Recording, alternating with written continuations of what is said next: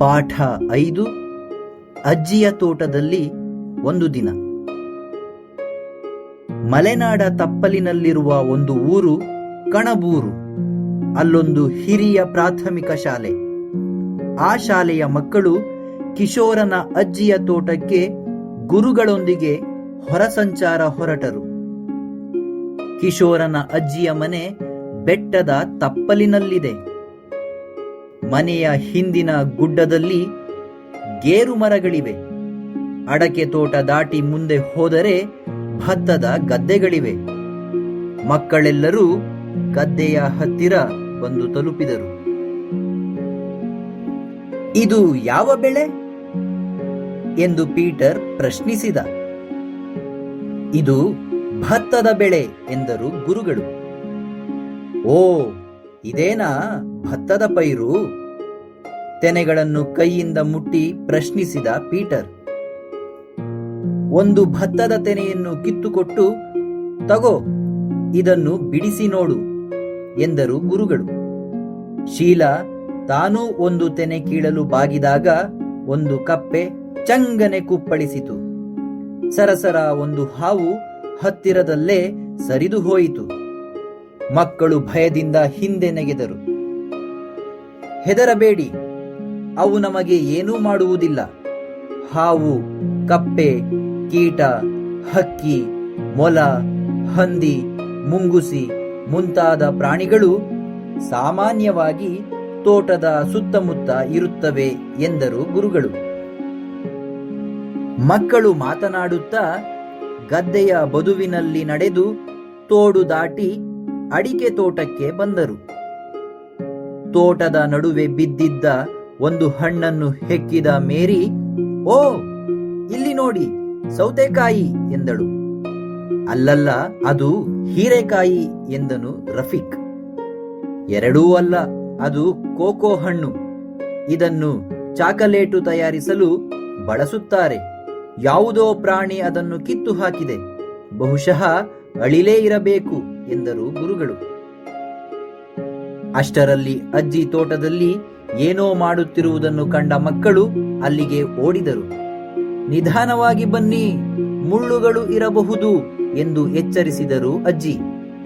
ಇದೇನು, ಇಷ್ಟೊಂದು ಗುಂಡಿ ತೋಡಿದ್ದೀರಿ ಎಂದು ಮಹೇಶ ಪ್ರಶ್ನಿಸಿದನು. ನೀವೆಲ್ಲ ನಿಮ್ಮ ಕೈಯಾರೆ ಒಂದೊಂದು ಹಣ್ಣಿನ ಗಿಡ ಇದರಲ್ಲಿ ನೆಡಬೇಕು ಎಂದು ಅಜ್ಜಿ ಉತ್ತರಿಸಿದರು. ಬೇಡಪ್ಪ, ನಮ್ಮ ಕೈ ಕೊಳೆಯಾಗುತ್ತದೆ, ನಮ್ಮ ಅಮ್ಮ ಬೈಯುತ್ತಾಳೆ ಎಂದಳು ಅಶ್ವಿನಿ. ಚೊಕ್ಕದ ಚಿಕ್ಕಮ್ಮ, ಬಾರೆ ಎಂದು ತಮಾಷೆ ಮಾಡಿದ ಮಹಮ್ಮದ್, ಕೈ ಕೆಸರಾದರೆ ಬಾಯಿ ಮೊಸರು ಎಂದು ಹೇಳುತ್ತಾ ಒಂದು ಗಿಡ ತೆಗೆದುಕೊಂಡು ನೆಡಲು ಆರಂಭಿಸಿದನು. ಅಂತೆಯೇ ಎಲ್ಲಾ ಮಕ್ಕಳು ಒಂದೊಂದು ಗಿಡ ನೆಟ್ಟರು. ಕೈ ತೊಳೆದು ಅಜ್ಜಿ ಕೊಟ್ಟ ಹಣ್ಣನ್ನು ತಿಂದು ತೋಟದಲ್ಲೆಲ್ಲ ಸುತ್ತಾಡಿದರು. ತೋಟದಲ್ಲಿದ್ದ ಬಾಳೆ, ಅಡಕೆ, ತೆಂಗು, ಕಾಳುಮೆಣಸು, ಕಾಫಿ, ಏಲಕ್ಕಿ ಮೊದಲಾದ ಗಿಡಗಳನ್ನು ನೋಡಿದರು. ಅಜ್ಜಿ, ಹಾವಿನ ಮರಿ ಎಂದು ಕಿರುಚಿದಳು ಶೀಲಾ. ಅದು ಹಾವಲ್ಲ, ಎರೆಹುಳ. ಇದನ್ನು ರೈತನ ಮಿತ್ರ ಎಂದು ಕರೆಯುತ್ತಾರೆ. ಇದರ ಸಹಾಯದಿಂದ ಎರೆಗೊಬ್ಬರ ತಯಾರಿಸುತ್ತಾರೆ ಎಂದರು ಗುರುಗಳು. ನಾನು ರಾಸಾಯನಿಕ ಗೊಬ್ಬರ ಬಳಸುವುದಿಲ್ಲ.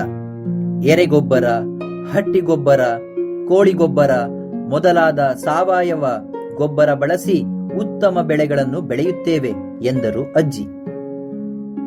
ಎಲ್ಲವನ್ನು ಗಮನಿಸುತ್ತಿದ್ದ ಶರಣಪ್ಪ, ಸರ್, ನಮ್ಮ ಊರು ಬಳ್ಳಾರಿ.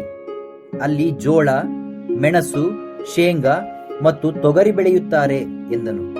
ಹೌದು, ಮಣ್ಣಿನ ಗುಣ ಹಾಗೂ ಹವಾಮಾನಕ್ಕೆ ಅನುಗುಣವಾಗಿ ಬೇರೆ ಬೇರೆ ಬೆಳೆ ಬೆಳೆಯುತ್ತಾರೆ ಎಂದರು ಶಿಕ್ಷಕರು. ನಮ್ಮ ಊರು ಪಶ್ಚಿಮ ಘಟ್ಟದ ತಪ್ಪಲಿನಲ್ಲಿದೆ. ಬೆಟ್ಟ, ಗುಡ್ಡ, ಮರಗಳಿಂದ ಕೂಡಿರುವ ಪ್ರದೇಶವಾದುದರಿಂದ ಇಲ್ಲಿ ಹೇರಳವಾಗಿ ಮಳೆ ಬೀಳುತ್ತದೆ. ಆದುದರಿಂದ ಹೆಚ್ಚು ನೀರು ಬೇಕಾದ ಬೆಳೆಗಳನ್ನು ನಾವು ಬೆಳೆಯುತ್ತೇವೆ. ನಿಮ್ಮ ಊರಿನ ಕಡೆ ಮಳೆ ಕಡಿಮೆ ಬೀಳುವುದರಿಂದ ಆ ಬೆಳೆಗಳನ್ನು ಬೆಳೆಯುತ್ತಾರೆ ಎಂದರು ಅಜ್ಜಿ. ಅಷ್ಟು ಹೊತ್ತಿಗೆ ಅಜ್ಜಿಯ ಮನೆಯಲ್ಲಿ ಮಕ್ಕಳಿಗಾಗಿ ರುಚಿಯಾದ ಅಡುಗೆ ಸಿದ್ಧವಾಗಿತ್ತು. ಕೈಕಾಲು ತೊಳೆದು ಊಟಕ್ಕೆ ಬನ್ನಿ ಎಂದು ಅಜ್ಜಿ ಕರೆದಳು. ಮಕ್ಕಳು ಅಜ್ಜಿಯ ಜೊತೆ ಊಟಕ್ಕೆ ಹೊರಟರು.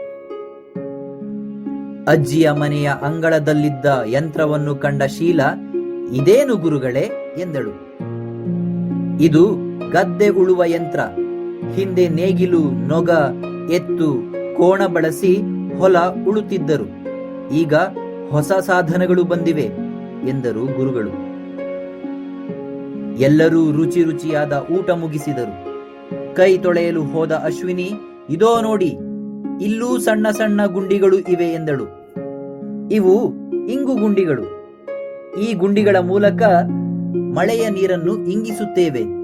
ಇದು ಅಂತರ್ಜಲ ಹೆಚ್ಚಿಸುತ್ತದೆ. ಇದರಿಂದ ನಮ್ಮ ಬಾವಿಯಲ್ಲಿ ನೀರು ಎಂದೂ ಕಡಿಮೆ ಆಗಿಲ್ಲ ಎಂದರು ಅಜ್ಜಿ. ಮಕ್ಕಳೇ, ನಾವು ಮಳೆ ಕೊಯ್ಲು ಮತ್ತು ಅಂತರ್ಜಲದ ಬಗ್ಗೆ ತರಗತಿಯಲ್ಲಿ ಚರ್ಚಿಸೋಣ. ಈಗ ಅಜ್ಜಿಗೆ ಧನ್ಯವಾದ ಹೇಳಿ ಹೊರಡೋಣ ಎಂದರು ಗುರುಗಳು. ಅಷ್ಟರಲ್ಲಿ ಅಜ್ಜಿ ಎಲ್ಲರಿಗೂ ಗೋಡಂಬಿ ಹಂಚಿದರು. ಮಕ್ಕಳು ತಿನ್ನುತ್ತಾ ಶಾಲೆ ಕಡೆ ಹೆಜ್ಜೆ ಹಾಕಿದರು.